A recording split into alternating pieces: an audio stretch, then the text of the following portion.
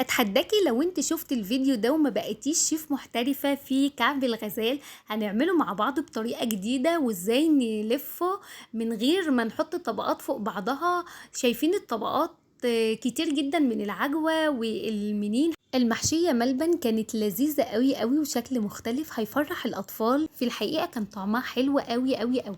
ويلا بينا ندخل على الطريقة. في البداية معايا كوباية الا ربع من المية، هحط فيها معلقتين من السكر. هدوبهم كويس وهنزل عليهم بباكت من الخميرة الفورية. انا بحب المية يا جماعة كانت دافية، فانا حابة اختبر الخميرة. هي طبعا الخميرة كويسة بس ايه، مفيش مانع ان احنا نختبرها ونحطها في مية دافية بالسكر لمدة دقيقة كده. وهنا معايا 3 كوبايات من الدقيق المنخولين، هنزل عليهم بكوباية من السمنة. كوباية الا ربع سمنة وكملت بالباقي زيت، تمام، عشان تبقى حلوة ولونها حلو ومقرمشة معايا. هعجن كويس بالبولة وهنزل بقى بالمية بالخميرة بالسكر بالتدريج، لان ممكن محتاجهاش كلها. ده معايا 3 كوبايات من الدقيق. انزل بالميه بالتدريج يا جماعه واعجنها. انا عايزه العجينه تبقى لينه معايا، مش عايزاها يابسه، عايزاها لينه عشان لما اجي افردها تبقى كويسه معايا في الفرد وما تعذبنيش، خصوصا ان طريقه الفرد اللي انا هفردها بيها مختلفه عن ان انت لما بتفردي العجين وترجعي تفردي العجوه على الكيسه وترجعي تحطيها. لا، انا اعملها بطريقه سهله جدا. صدقوني هتعجبكم. ولو انتم وصلتم معايا لحد هنا ما تنسوش لايك وشير عشان نكبر مع بعض ونستمر سوا. لو انتوا حابين تسمعوا صوتي وتشوفوا وصفاتي، لاني بفرح بتعليقاتكم قوي. وانا هنا يا جماعه مش هسيب العجينه تخمر، انا سبتها بس ترتاح 10 دقايق وقسمتها لكورتين. كوره هعملها بالملبن وبالعجوه محشيه اللي هي هعملها بالعجله بتاع زمان دي يا جماعه، والكوره التانية هعملها كعب الغزال.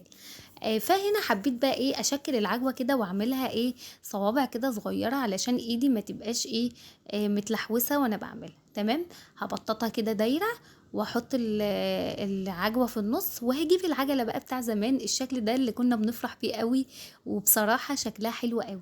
هنا بقى هعمل كعب الغزال. الطريقه دي حلوه قوي ومش متعبه. هبطط بس شويه صغيرين كده وهجيب العجوه افردها عليها بالشكل ده. انا مش هكمل تبطيط، انا هطبقها من الاربع نواحي زي ما انتوا شايفين كده، وهرجع ابطط تاني. عايزاها على شكل مستطيل، وهرجع بقى ايه جبت البطاطا كده علشان افردها شوية. هعملها رول. والرول ده يا جماعة هطوله كمان، ارش رشة دقيق علشان ما تلزقش معايا على الرخامة وما تلزقش في ايدي. واحاول افرد في الرول على قد ما اقدر. كل ما تفردي فيه كل ما هيبقى سمكها حلو. هننسم بقى شوية سمسم، هنرش عليهم شوية مية، واللي انا حطها على الرخامة ده انا قصدي احطه على الرخامة لان هي فيها مية، فمش حباها تلزق من فوق بس، لا انا عايزة لما اجي ايه الفها شمال ويمين تجيب من الجوانب كمان سمسم. هقطعها بالسمك اللي انتوا شايفينه ده، لانها لسه ما تستوي هتزيد معايا في الحجم وهيبقى شكلها حلو قوي. هرصها في صينيه مش هدهنها زيت ولا سمنه ولا اي حاجه، لان هو فيه الدهون بتاعه هتسيح وهتخلي الارضيه حلوه. هدخلها فرن ساخن على درجه حراره 180، مش هتاخد في الفرن نص ساعه. وهولع الشوايه من فوق تاخد اللون الجميل ده. في الحقيقه اللي هيجرب الوصفه دي مش هيبطل يعمله. الكميه دي من 3 كوبايات دقيق، بدل ما نبهدل نفسنا في الافران ونروح نشتري ونتعب نفسنا ونتعب جبنه ونرهقه. لا، خليكم معايا هنا نعمل وصفات حلوه اقتصاديه. وكده خلصنا كعب الغزال. اشوف وشكم بخير، مع السلامه.